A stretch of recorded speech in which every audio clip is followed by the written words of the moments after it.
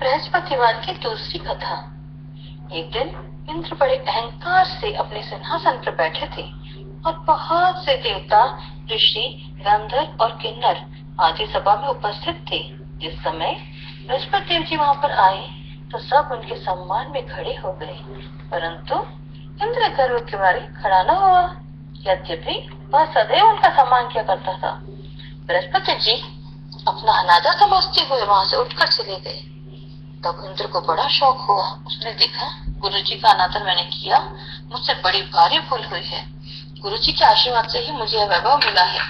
उनके क्रोध से सब नष्ट हो जाएगा, इसके लिए उनसे जाकर क्षमा मांगनी चाहिए। ऐसा मानकर उनका क्रोध शांत हो जाए और मेरा कल्याण हो, ऐसा विचार करके इंद्र उनके स्थान पर गए। बृहस्पति जी ने अपने योग बल से जान लिया कि इंद्र क्षमा मांगने के लिए आ रहा है। क्रोधवश उससे भेंट करना उचित न समझकर अंतर ध्यान हो गए।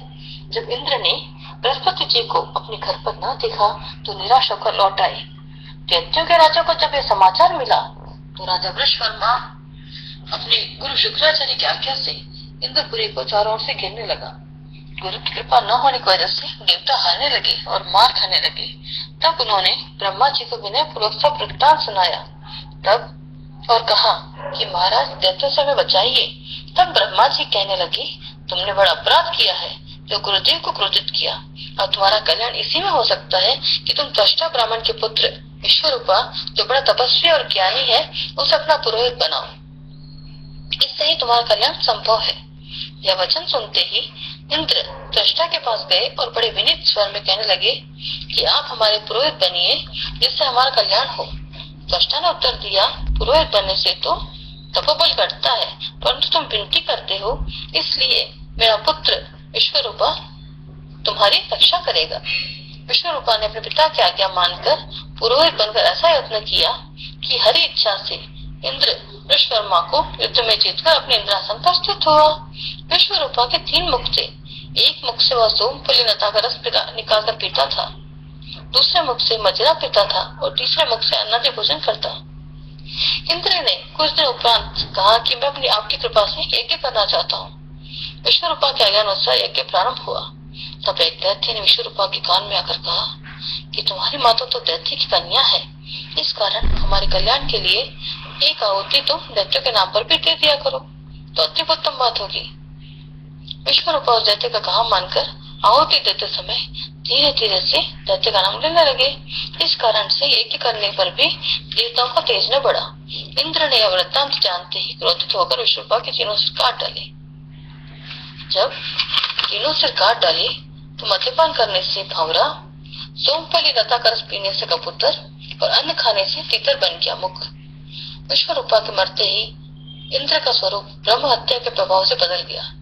देवताओं के 1 वर्ष का पश्चाताप करने के पश्चात भी वह पाप न छूटा तो सब देवताओं ने प्रार्थना करने पर ब्रह्मा जी बृहस्पति जी के सहित वहां पर आए और ब्रह्म हत्या के 4 भाग किए गए। उनमें से एक भाग पृथ्वी को दिया गया, जिस कारण से पृथ्वी धरती जो है हमारी वह ऊंची नीची और बीच होने लायक नहीं होती।